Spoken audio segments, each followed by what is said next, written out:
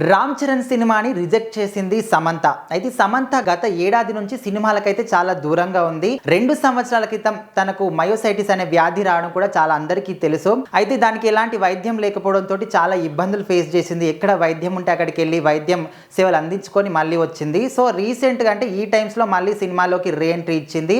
రీసెంట్గా అయితే పుష్పలో ఒక ఐటెం సాంగ్లో నటించి చాలా పేరు తెచ్చుకుంది. ఆ సాంగ్ కూడా చాలా క్రేజ్ సంపాదించింది. అండ్ ఈ మధ్యకాలంలో చూసుకుంటే రామ్ చరణ్ తోటి నటించడానికి ఒక సినిమా ఆఫర్ వచ్చిందంట. వాళ్ళిద్దరు నటించిన సినిమా ఆల్రెడీ రంగస్థలం అనేది ఎంత సూపర్ డూపర్ హిట్ అయిందో మనందరికీ కూడా తెలుసు. ఆ సినిమాతోటి వీళ్ళిద్దరి రేంజ్ కూడా చాలా పెరిగిపోయింది. విలేజ్ బ్యాక్గ్రౌండ్లో నటించడం కూడా, వాళ్ళ భాష కావచ్చు, వాళ్ళ నటన ప్రతి ఒక్కరి మనసులు కూడా దోచుకున్నారు. అయితే వెర్రి మారన్ అండ్ రామ్ చరణ్ కాంబినేషన్లో ఒక సినిమా రాబోతుంది. ఆ సినిమా కోసం సమంత హీరోయిన్ గా అనుకొని సంప్రదిస్తే ఆమె నో చెప్పిందంట. సో రామ్ చరణ్ అభిమానులు అయితే చరణ్ సినిమాని నో అంటారా అని కూడా చాలా మంది నెగిటివ్ కామెంట్స్ కూడా చేస్తున్నారు.